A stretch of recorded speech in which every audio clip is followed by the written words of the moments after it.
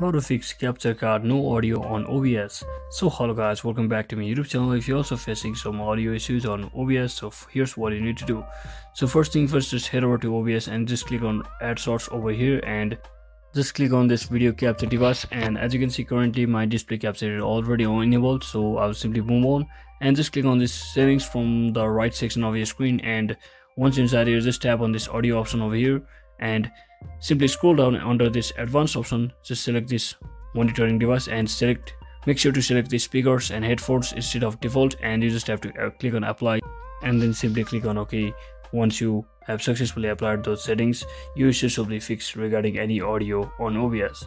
So there is also one last thing which you want to do is just right click on audio mixer and simply head over to its advanced settings and simply click on this monitor off option over here and to change it to monitor and output and click on close. So that is it for today guys. Thanks for watching. Don't forget to like and subscribe to the channel. See you on the next one.